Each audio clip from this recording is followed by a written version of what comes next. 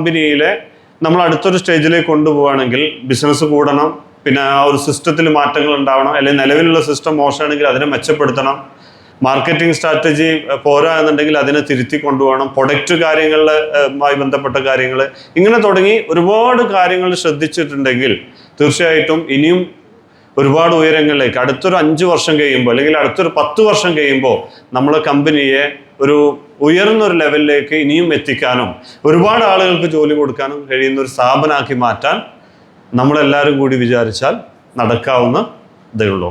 So let us work for that. അപ്പം അതുകൊണ്ട് എനിക്കറിയാം ഇന്ന് ഞായറാഴ്ചയാണ്, പല കാര്യങ്ങളും ഇപ്പം നമ്മൾ അതൊരു വാല്യൂ ഫീൽ ചെയ്യാന്ന് പറയാറുണ്ട്. വാല്യൂ ഇപ്പം എന്നെ സംബന്ധിച്ചോളം ഐ ആം ഫുൾ കോൺഫിഡൻറ്റ്.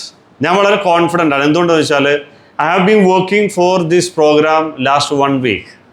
കഴിഞ്ഞ ഒരാഴ്ചയോളമായിട്ട് ഈ പ്രോഗ്രാമിൻ്റെ പിന്നിലാണ്. മാത്രമല്ല ഇത്തരത്തിലുള്ള പ്രോഗ്രാമുകൾ നിരന്തരമായിട്ട് ചെയ്തുകൊണ്ടിരിക്കുന്നുണ്ട്.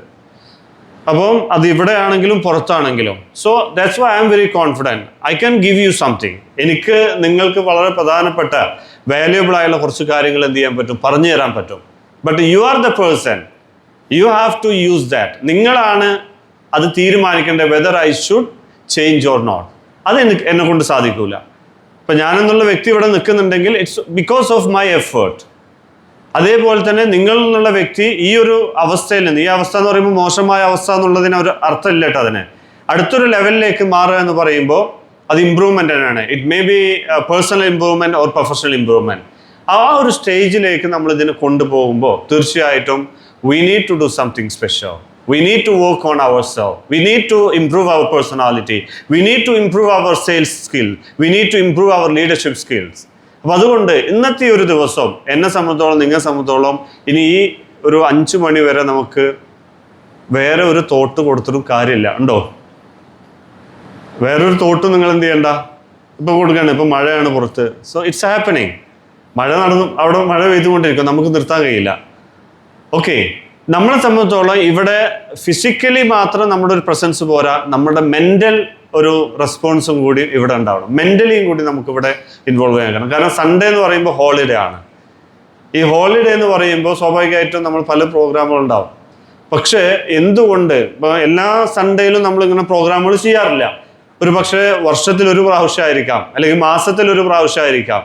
പക്ഷേ തീർച്ചയായിട്ടും അതിനെ മനസ്സറിഞ്ഞ് ഉൾക്കൊണ്ട് ഈ ഒരു ദിവസം മുന്നോട്ടുള്ള ഒരു യാത്രക്ക് ഞാനത് ഈ ഒരു ദിവസം ഞാൻ മുതലാക്കും എന്നുള്ള ഒരു ഉറച്ച വിശ്വാസം നിങ്ങൾക്ക് ഉണ്ടാവണം. കാരണം ഞാനത് പ്രത്യേകിച്ചെടുത്താൻ പറയാൻ കാരണം എന്താ വെച്ചാൽ, ഞാനിപ്പോൾ ഒരു ട്രെയിനിങ് പ്രോഗ്രാമിന് പങ്കെടുക്കാൻ പോകുമ്പോൾ സ്വാഭാവികമായിട്ടും എൻ്റെ സമയവും ഞാൻ അവിടെ ഇൻവെസ്റ്റ് ചെയ്യാറുണ്ട്, എൻ്റെ മണിയും ഞാൻ ഇൻവെസ്റ്റ് ചെയ്യാറുണ്ട്. നിങ്ങളെ സംബന്ധിച്ചിടത്തോളം നിങ്ങളിപ്പോൾ ഇവിടെ ഇൻവെസ്റ്റ് ചെയ്യുന്നത് എന്താണ്? നിങ്ങൾ ടൈമാണ്. മണി ഇൻവെസ്റ്റ് ചെയ്യുന്നത് ആരാണ്? ഇവിടെ നിന്ന് രാവിലെ നിങ്ങൾ എത്തി, ഇനി ഇവിടുത്തെ ഫുഡ് ആവട്ടെ, ഇവിടുത്തെ ഹോൾ റെൻ്റ് ആവട്ടെ, ബാക്കിയുള്ള കാര്യങ്ങളാവട്ടെ, അത് ആരാണ് മാനേജ് ചെയ്യുന്നത്? അത് ആരാണ് എടുക്കുന്നത്? കമ്പനിയാണ് എടുക്കുന്നത്, ആണോ അല്ലേ? അപ്പോൾ തീർച്ചയായിട്ടും നിങ്ങൾ ഇൻവെസ്റ്റ് ചെയ്യുന്നത് നിങ്ങളുടെ സമയമാണെങ്കിൽ തീർച്ചയായിട്ടും മണീനേക്കാളും ഇമ്പോർട്ടൻ്റ് ആണ് എന്ത് സമയം എന്ന് പറയുന്നത്. ഈ ഒരു ദിവസം നിങ്ങളുടെ ലൈഫിൽ ഒരു മാറ്റം കൊണ്ടുവരാൻ സാധിച്ചിട്ടില്ലെങ്കിൽ, അല്ലെങ്കിൽ ഒരു മാറ്റത്തിലേക്ക് ഒരു തുടക്കം നിങ്ങൾ കുറിച്ചിട്ടില്ല എങ്കിൽ തീർച്ചയായിട്ടും ഈ ഒരു ദിവസം നമുക്ക് വേസ്റ്റാണ്. ഇന്നത്തെ എൻ്റെ ഒരു ദിവസം എന്ന് പറയുന്നത്, ഈ ദിവസം കഴിയുമ്പോൾ I am moving to the next level, അല്ലെങ്കിൽ എൻ്റെ ഒരു തോട്ടിലും എൻ്റെ ആക്ഷനിലൊക്കെ ചില മാറ്റങ്ങൾ വന്ന് കണ്ടു തുടങ്ങണം. അതേപോലെ നമ്മുടെ ഉള്ളിൽ ആ ഒരു മാറ്റങ്ങൾ എന്ത് ചെയ്യണം, കണ്ടു തുടങ്ങണമെങ്കിൽ തീർച്ചയായിട്ടും I am investing here. So investment എന്ന് പറയുന്നത് ഒരിക്കലും എന്തല്ല, ലോസ് അല്ല. ഇപ്പൊ നേരത്തെ പറഞ്ഞല്ലോ ഇൻഷുറൻസ് എടുക്കണം എന്നൊക്കെ പറഞ്ഞത് എന്തുകൊണ്ടാണ്? It's an investment. It's a investment for our life. അപ്പോൾ നിങ്ങളുടെ സമയം പ്രത്യേകിച്ചും ലേണിങ്ങിന് വേണ്ടിയിട്ട്, ഒരു മനുഷ്യൻ ലേണിങ്ങിന് തയ്യാറില്ലെങ്കിൽ അവന് വളരൂല എന്നാണ്. ഒരു മനുഷ്യൻ അവൻ പഠിക്കാൻ തയ്യാറില്ലെങ്കിൽ, ഒരു ജസ്റ്റ് ഒരു സെന്റൻസ് ഒന്ന് എഴുതി വെക്കും നിങ്ങൾ. ഞാൻ പറയുന്നത് എല്ലാവർക്കും നോട്ട്ബുക്ക് കിട്ടിയിട്ടില്ലേ? ഒരു ലേണിംഗ് ആണല്ലോ നമ്മൾ. അപ്പം ചിലതൊക്കെ നമ്മൾ നോട്ട് ചെയ്ത് വെക്കുന്നത് നല്ലതാണ്. Yes or no? ഓക്കെ.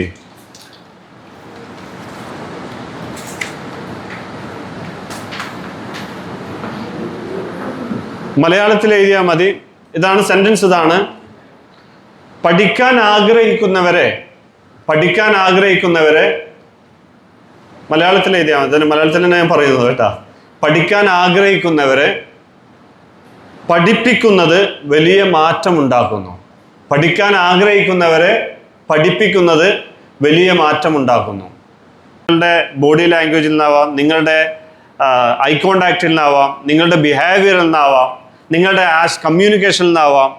ഞാൻ രാവിലെ മുതൽ നിങ്ങളെ ഓരോ ആളുകളും ഒബ്സർവ് ചെയ്യുന്നുണ്ട്. നിങ്ങളുടെ സിറ്റിങ്ങിൽ നിന്നാവാം, ഇതിൽ നിന്നൊക്കെ ഞാൻ ലേൺ ചെയ്യുന്നുണ്ട്. അതേപോലെ നിങ്ങൾ എന്നെയും പഠിക്കുന്നുണ്ടാവും. ഞാൻ എങ്ങനെയാണ് പറയുന്നത്, ഞാൻ എന്താ പറയുന്നത് എന്നൊക്കെ നിങ്ങളും എന്ത് ചെയ്യുന്നുണ്ടാവും, പഠിക്കുന്നുണ്ടാവും. അപ്പോൾ ലേണിംഗ് എന്ന് പറയുന്നത് അതൊരു കൊടുക്കൽ വാങ്ങൽ പ്രക്രിയയാണ്. ഒരിക്കലും I will never say that നമ്മൾ മൈൻഡിൽ ഉണ്ടാവരുത്. ഓൺലി നമ്മൾ ഈ ഒരു പ്രോസസ്സിൽ മാത്രമാണ് പോകേണ്ടത്. So what I am talking about, അപ്പോൾ ലേണിംഗ് എന്ന് പറയുന്നത് ഒരു ഗിവ് ആൻഡ് ടേക്കിംഗ് പോളിസിയാണ്. ഓരോ ദിവസവും നമുക്ക് ഓരോരുത്തരും എന്ത് ചെയ്യാറുണ്ട്, പഠിക്കാനുണ്ട്. ഓരോ വ്യക്തികളിൽ നിന്ന് എന്ത് ചെയ്യാറുണ്ട്, പഠിക്കാനുണ്ട്. അപ്പോൾ ഒരിക്കലും അതൊരു എൻഡിങ് പ്രോസസ്സ് അല്ല. So whenever you are stop learning, എപ്പോഴാണ് നിങ്ങൾ ലേണിംഗ് അവസാനിപ്പിക്കുന്നത്, അന്ന് മുതൽ നമ്മൾ എന്ത് ചെയ്യാൻ തുടങ്ങി, നമ്മൾ അവസാനം തുടങ്ങി എന്നുള്ളതാണ്. അപ്പം ലേണിംഗ് എന്നുള്ള ഒരു ലോങ് ടൈം പ്രോസസ്സാണ്. അപ്പം ഇവിടെ നിന്ന് നമുക്ക് പഠിക്കാനുണ്ട്, ഓരോ വ്യക്തികളിൽ നിന്നും പഠിക്കാനുണ്ട്. ഒരാളെ നമ്മൾ അവിടെ എന്ത് ചെയ്യാനും പാടില്ല. ഇപ്പോൾ പുതിയ ഒരാൾ കമ്പനിയിൽ വന്ന് അവരിൽ നിന്ന് നമുക്ക് പഠിക്കാനുണ്ട്.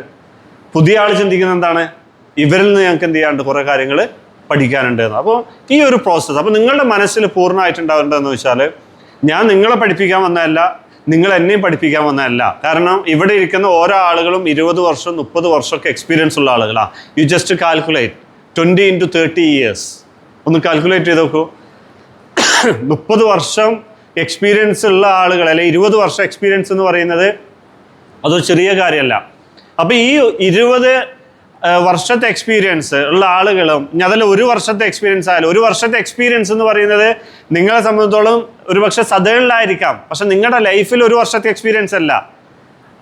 എന്നെ സംബന്ധിച്ചോളം 43 years എക്സ്പീരിയൻസ് ആയി, അതായത് 43 വയസ്സായി ഇപ്പോൾ. അപ്പോൾ 43 വയസ്സ് എന്ന് പറയുമ്പോൾ 43 വർഷത്തെ എക്സ്പീരിയൻസ് ഉണ്ട് എനിക്ക് എൻ്റെ ലൈഫിൽ. യെസ്, ഇതേപോലെ നിങ്ങൾക്ക് ഓരോ ആളുകൾക്കും ഒരുപാട് വർഷങ്ങളുടെ എക്സ്പീരിയൻസ് ആണ്, ഒരുപാട് ആളുകളുമായിട്ട് ഇൻട്രാക്ട് ചെയ്തിട്ടുള്ള എക്സ്പീരിയൻസ് ആണ്. അപ്പോൾ നിങ്ങളൊന്ന് ജസ്റ്റ് കാൽക്കുലേറ്റ് ചെയ്ത് നോക്ക്, അത്രയും എക്സ്പീരിയൻസ് ഉള്ള ആളുകളാണ് നമ്മൾ ഇവിടെ എന്ത് ചെയ്യുന്നത്, കൂടിയിട്ടുള്ളത്. അപ്പോൾ അത് മാത്രം നമ്മൾ എക്സ്പീരിയൻസ് ഷെയർ ചെയ്താൽ തന്നെ ഒരുപാട് കാര്യങ്ങൾ നമുക്ക് എന്ത് ചെയ്യാറുണ്ട്. ഇപ്പോൾ നമ്മൾ യാത്ര ചെയ്യുമ്പോഴൊക്കെ പല ആളുകളും മീറ്റ് ചെയ്യാറുണ്ട്. നമ്മൾ അവരോട് ചോദിക്കാറുണ്ട്, നിങ്ങൾ എവിടെ നിന്നാണ് വരുന്നത്, എന്താ ചെയ്യുന്നത്. That is A learning. അതേപോലെ ഒരു ഷോപ്പിൽ പോയാൽ, ഇപ്പം നിങ്ങൾ കസ്റ്റമറായിട്ട് പല ഷോപ്പുകളിൽ നിങ്ങൾ എന്ത് ചെയ്യാറുണ്ട്, പോകാറുണ്ട്. ഇപ്പം ഇന്നലെ ഞാൻ നെസ്റ്റോയിൽ പോയി, അപ്പോൾ തന്നെ ഞാൻ അവിടെ നിന്ന് ഇറങ്ങി. അതെന്താ വെച്ചാൽ, ഒന്നാമത് അതിൻ്റെ ഉള്ളിൽ കാലുകുത്താൻ സ്ഥലമില്ല. പിന്നെ ഞാനപ്പോൾ അവിടെ ഉള്ളിൽ കയറിയപ്പോൾ ഒരാളോട് ചോദിച്ചു, വൈ ദിസ് ക്രൗഡ്, എന്തുകൊണ്ടാണ് ഇത്ര ക്രൗഡ് ഇവിടെ ഉള്ളതെന്ന് ചോദിച്ചപ്പോൾ പറഞ്ഞു, ഓഫർ ഉള്ളതുകൊണ്ടാണ്. ഒരു 2 ഫാനിന് എത്ര എമൗണ്ടാണ്, 1500 രൂപയ്ക്ക് 2 സീലിംഗ് ഫാനാണ്, അങ്ങനെ എന്താണ് ഓഫർ. ഈ ഓഫർ ഉള്ളതുകൊണ്ടാണ് ഇത്ര ആളുകൾ അവിടെ എന്ത് ചെയ്തില്ല, തടിച്ചു കൂടിയിട്ടുള്ളത്. എനിക്കാകെ കുറച്ച് മെറ്റീരിയലാണ് വാങ്ങിക്കേണ്ടതല്ല. അപ്പം ഞാനങ്ങനെ ആലോചിച്ചു, ആ മെറ്റീരിയൽ വാങ്ങിച്ച് ഇവിടെ ക്യൂ നിന്ന് 2-3 മണിക്കൂറൊക്കെ ചിലപ്പോൾ എന്താവും, വേസ്റ്റ് ആവും. വേഗം അവിടെ നിന്ന് ഇറങ്ങി. സോ എന്നെ സംബന്ധിച്ച് ടൈമാണ് വളരെ വാല്യുബിൾ ആയിട്ടുള്ളത്. അപ്പോൾ ഞാൻ പറഞ്ഞു വെച്ചാൽ, ആളുകൾ എന്തുകൊണ്ടാണ് പല സ്ഥലങ്ങളിലും തടിച്ചു കൂടുന്നത്, അതൊരു എക്സ്പീരിയൻസ് ആണ്. അപ്പോൾ ലുലുവിൽ പോകുമ്പോൾ വേറെ എക്സ്പീരിയൻസ് ആണ്. ഇപ്പോൾ ഗൾഫിൽ പോയി പല മാളുകളിൽ പോകുമ്പോൾ ഡിഫറെൻറ്റ് എക്സ്പീരിയൻസ് ആണ്. ഇപ്പോൾ അവിടെയൊക്കെ നമ്മൾ ലുലു എന്ന് പറയുമ്പോൾ നമ്മൾ ഇവിടെ ഭയങ്കര സംഭവമായിരിക്കും, പക്ഷെ വിദേശത്ത് പോകുമ്പോൾ ലുലു എന്ന് പറയുന്നത് എന്തല്ല, അവിടുത്തെ വലിയൊരു സംഭവം ഒന്നല്ല. ലുലു നെസ്റ്റോ എന്നൊക്കെ പറഞ്ഞാൽ അവിടുത്തെ ഒരു സൂപ്പർ മാർക്കറ്റ് തന്നെയാണ്. പക്ഷെ അതിലും വലിയ സൂപ്പർ മാർക്കറ്റ്, ഹൈപ്പർ മാർക്കറ്റ് കണ്ടാൽ നമ്മൾ ഞെട്ടിപ്പോവും. അവിടുത്തെ ബിസിനസ് കണ്ടാൽ, അവിടെ വരുന്ന ആളുകൾ കണ്ടാൽ.